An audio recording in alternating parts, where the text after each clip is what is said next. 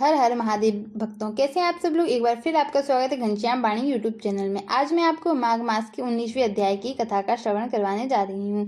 यह कथा 18वें अध्याय की कथा की आगे की कथा है, तो आपको पहले की कथा देखने के लिए डिस्क्रिप्शन में लिंक है, वहां से आप जाकर के देख सकते हैं। कथा कुछ इस प्रकार है। वह पांचों कन्याएं इस प्रकार विलाप करती हुई बहुत देर प्रतीक्षा करके अपने घर में लौटी। जब घर में आई तो माताओं ने कहा कि इतना विलंब तुमने क्यों कर दिया।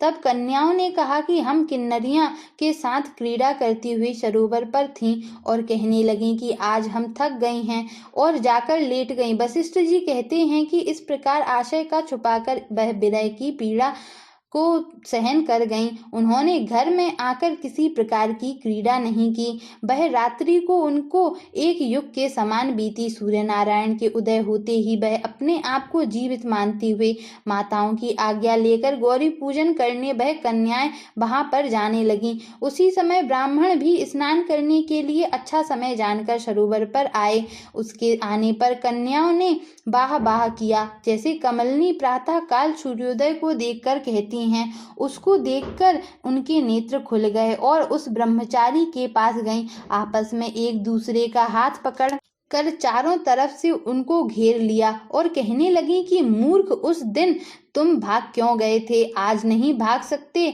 हम लोगों ने तुमको घेर लिया है। ऐसे वचन सुनकर बाहुपास में बंधे हुए ब्राह्मण ने मुस्कुराकर कहा, तुमने जो कुछ कहा सो ठीक ही है, परंतु मैं तो अभी विद्याभ्यासी और ब्रह्मचारी हूँ। गुरुकुल में मेरा विद्याभ्यास पूरा नहीं हुआ।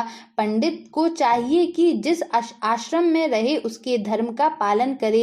इस आश्रम में मैं विवाह करना धर्म नहीं समझता। अपने व्रत का पालन करके और गुरु की आज्ञा पाकर ही विवाह कर सकता हूँ, पहले नहीं कर सकता। यह बात सुनकर वह कन्याएं इस प्रकार बोली जैसे वैशाख मास में कोयल बोलती है। वह कहने लगी कि धर्म से अर्थ और अर्थ से काम और काम से धर्म के फल का प्रकाश होता है। ऐसे ही पंडित लोग और शास्त्र कहते हैं। हम काम सहित धर्म की अधिकता के साथ आपके पास आई हैं, सो आप पृथ्वी के सब भोगों को भोगिए। उस ब्राह्मण ने कहा कि तुम्हारा वचन सत्य है, किंतु मैं अपने व्रत को समाप्त करके ही विवाह कर सकता हूँ, पहले नहीं कर सकता। तब वे कन्याएं कहने लगीं कि तुम मूर्ख हो। अनोखी औषधि, ब्रह्म बुद्धि, रसायन सिद्धि, अच्छे कुल की सुंदर नारियां तथा मंत्र जिस समय प्राप्त हो तब ही ग्रहण कर लेना चाहिए। इसी से कार्य को टालना अच्छा नहीं होता। केवल भाग्य वाले पुरुष ही प्रेम से पूर्ण अच्छे कुल से उत्पन्न स्वयंवर चाहने वाली कन्याओं को प्राप्त होते हैं। कहाँ हम अनोखी सुंदर नारियां और कहाँ आप तपस्वी बालक। यह बेमेल का मेल मिलाने में विधाता की चतुराई ही है। इस कारण आप हम लोगों के साथ गंधर्व विवाह कर लें। इनके ऐसे वचन सुनकर उस धर्मात्मा ब्राह्मण ने कहा कि व्रती रहकर इस समय मैं विवाह नहीं करूंगा, मैं स्वयंवर की इच्छा नहीं करता। इस प्रकार उसके वचन सुनकर उन्होंने एक दूसरी का हाथ छोड़कर उसको पकड़ लिया।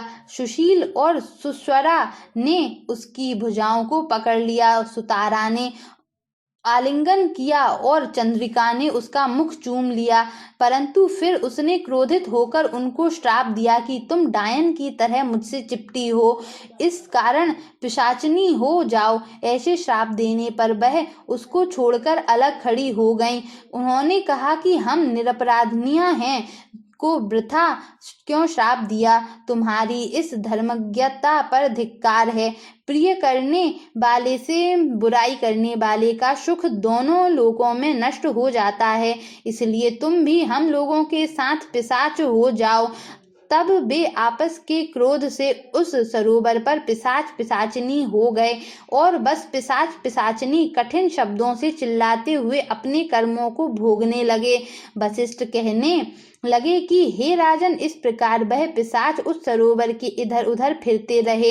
बहुत समय पश्चात मुनियों में श्रेष्ठ लोमश ऋषि पौष शुक्ला चतुर्दशी को उस अच्छोद सरोवर पर स्नान करने के लिए आए। जब क्षुधा से दुखी इन पिशाचों ने उनको देखा तो उनकी हत्या करने के लिए गोल बांधकर उनको चारों तरफ से घेर लिया। वेदनिधि ब्राह्मण भी वहां पर आ गए और उन्होंने लोमश ऋषि ऋषि को साष्टांग प्रणाम किया।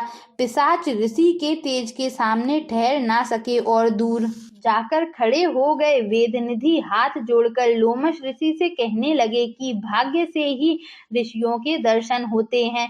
फिर उन्होंने गंधर्व कन्या और अपने पुत्र का परिचय देकर सब वृतांत सुनाया और कहा कि हे मुनिवर, यह सब ही श्राप मोहित होकर आपके सम्मुख खड़े हैं। आज इन बालकों को निस्तार होगा, जैसे सूर्योदय से अंधेरे का नाश हो जाता है।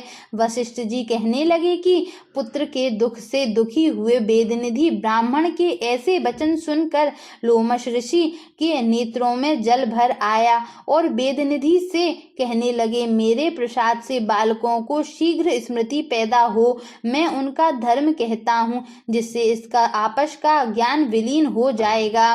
यहाँ तक मैंने आपको 19वें अध्याय की कथा का श्रवण करवाया है। आगे की कथाओं का श्रवण करने के लिए आप इस चैनल घनश्याम वाणी को अभी सब्सक्राइब करके नोटिफिकेशन बेल को ऑन कर लें, ताकि आपको मैं जब भी वीडियो अपलोड करूं उसका नोटिफिकेशन सबसे पहले मिल सके। हर हर महादेव भक्तों, जय हिंद, जय भारत।